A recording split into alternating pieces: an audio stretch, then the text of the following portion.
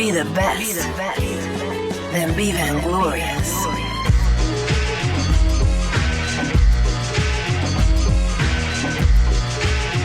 Get your free tea today at KimWest.shop.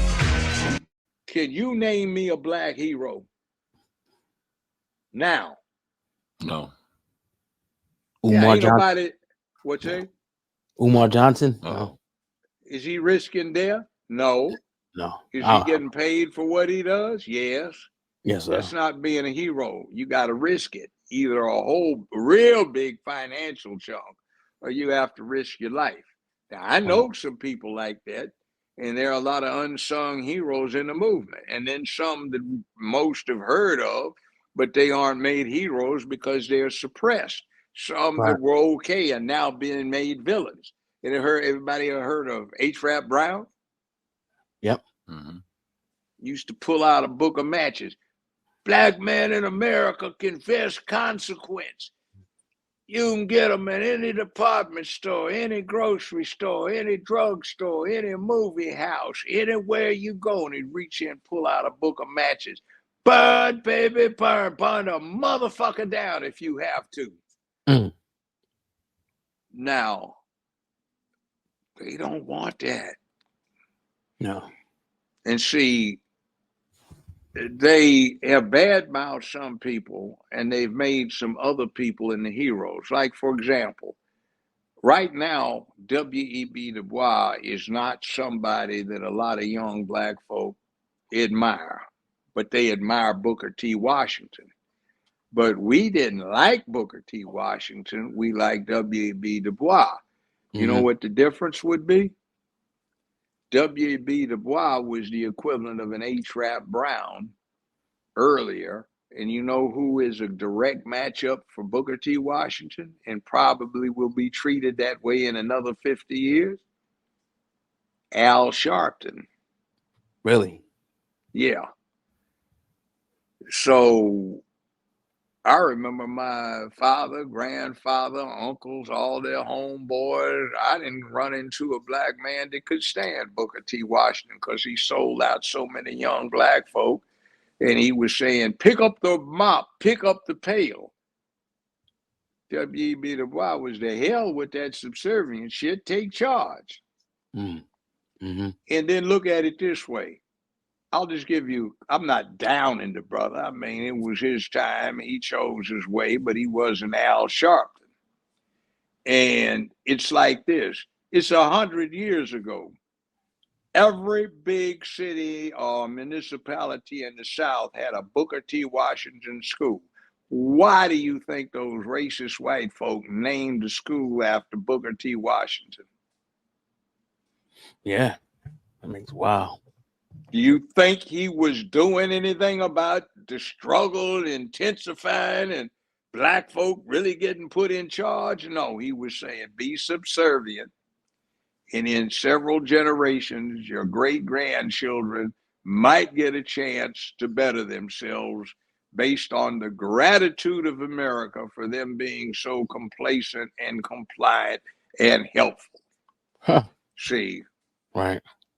All right. They want to blame, for example, Reverend Jesse Jackson for King dying. It wasn't Jackson. It was Reverend Billy Kyles, who was the inside informant. But Jesse Jackson was a threat, so it makes it easier if you can discredit him. I was the last judge on the King James Earl Ray thing.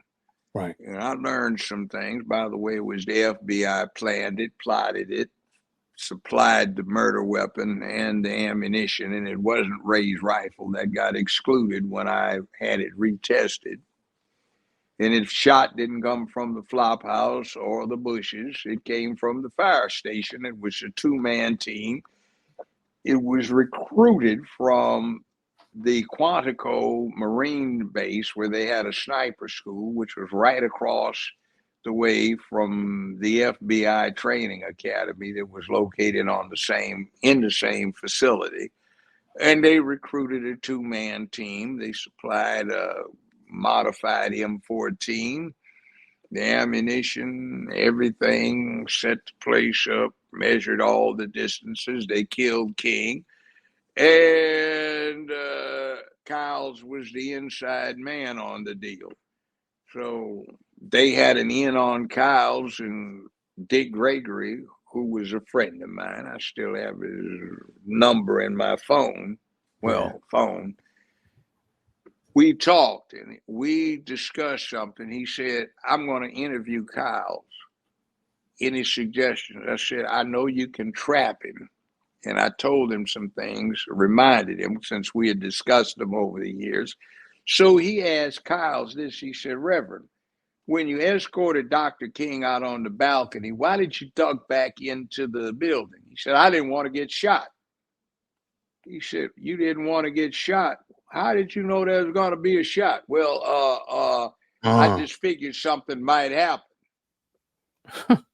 Told on himself. Yeah. Yeah. So now we blame Jesse Jackson. So I sat next to Jackson on a flight going to Chicago one time, and we talked about it. He said, if there's anything I can do, let me know. We need to get to the bottom of it. I talked to Reverend Lowry. He said the same thing too. I talked to Reverend Ben Hooks. His comment, let sleeping dogs lie.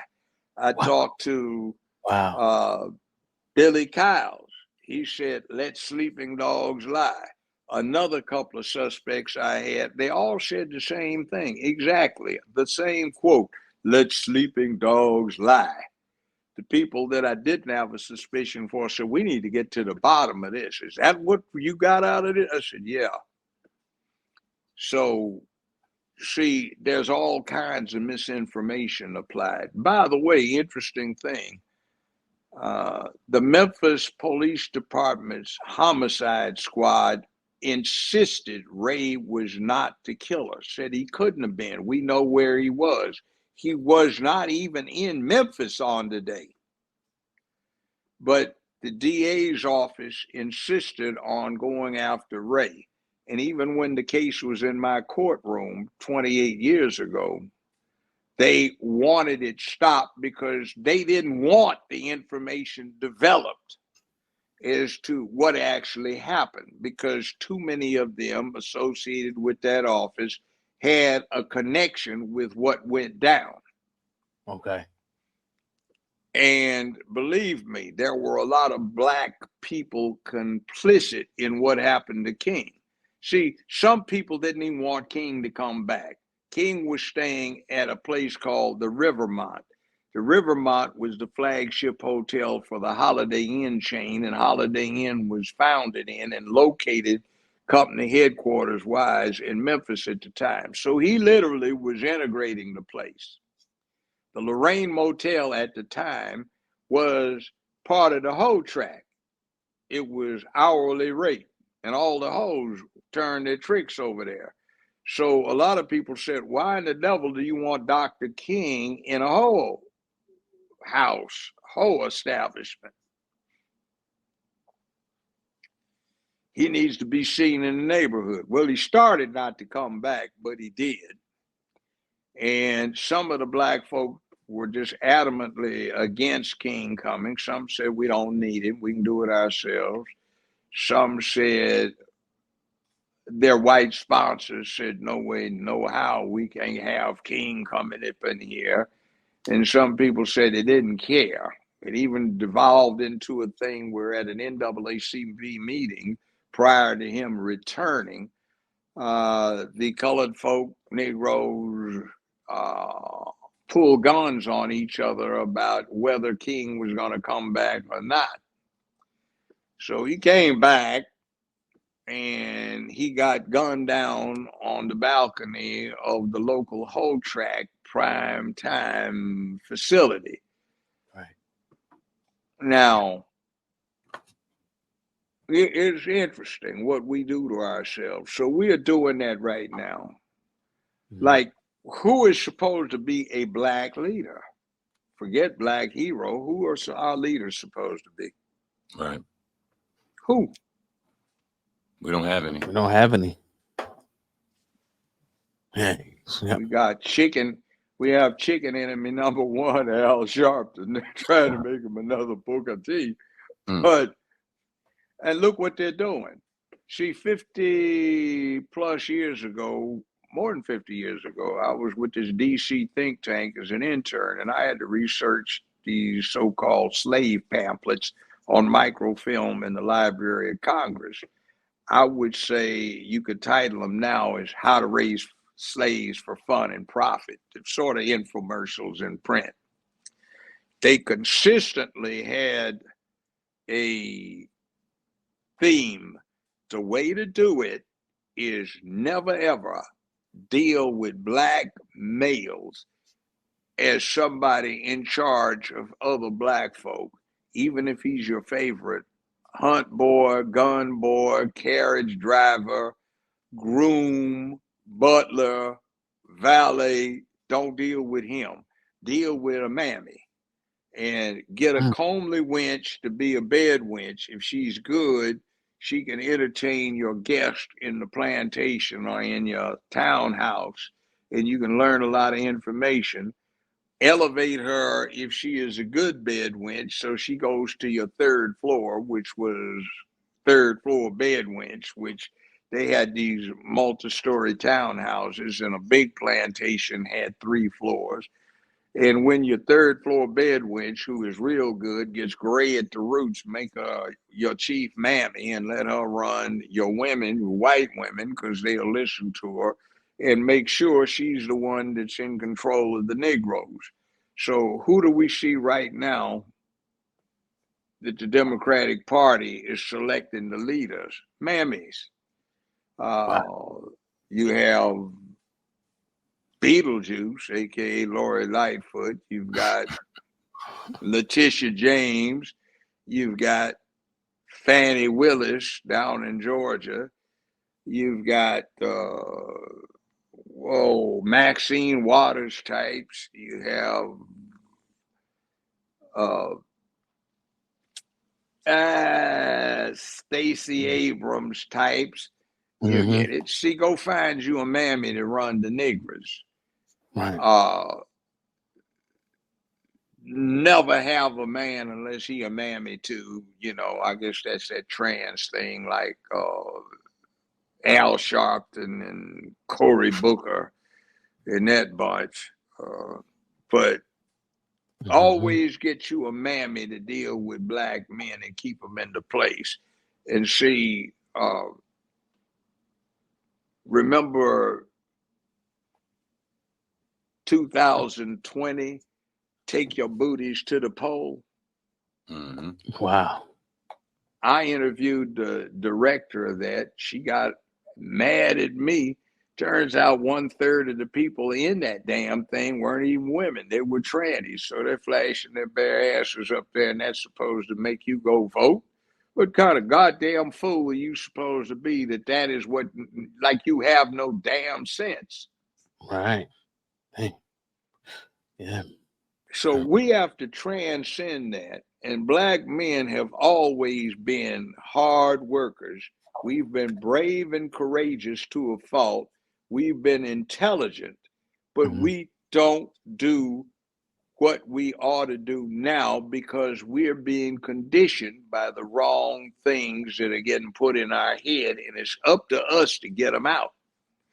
And I've lost, I'm retired, but hell, I lost $1.5 million a year in income because I won't close my mouth. It just is what it is. You have to make sacrifices. Now, we have to do our thing because it's interesting how you get people to turn around. I had over a 10-year period, they did this study, a reduction in the statewide felony recidivism rate, that's repeat offenders, from 80% down to 18. You know what the secret was? Take the brother and give him a cause and a purpose. So it's like, man, don't worry about it. There ain't no daylight at the end of your tunnel. That gives you a chance to be a hero, to get the people you're responsible for to the end of the tunnel, even if they you die in the process. At least you'll be a hero because you already think you're dead anyway because you don't have anything to live for. And see, we do all kinds of crazy shit because we want to die because we don't have something to live for. You ever heard of suicide by cop? Mm-hmm. You ever heard of that? Mm-hmm. Okay, what it means is you want to die, so you're scared to put the pistol to your own head, so you go provoke a cop into doing you the favor of killing yourself. Well, we also have suicide by neighbor. Hey, man, Earl, check this out, man. Stop, watch this shit, man. Hey, man, what you looking at, man? Hey, man, you in the blue. What you looking at, man? What you mean? What am I asking you? What are you looking at? You looking at me, man? I don't care about your damn job, man. I ain't never had one of them MFs, man. So where you are? I don't care you on the bus, man. Don't be looking at me. Watch this, stop. Check this out, man. Hey, man. Now what you gonna do, man? See, I don't appreciate nobody looking at me like that, man. You think I'm strange, man? Look, brother, I ain't looking at you, man. Why don't you go about your business? Nah, man, you don't tell me what the hell I'm gonna do, man. Fuck you, man. I do what I want. Don't move up on me, young brother, like that. Man, I do what the hell I'm gonna do, man.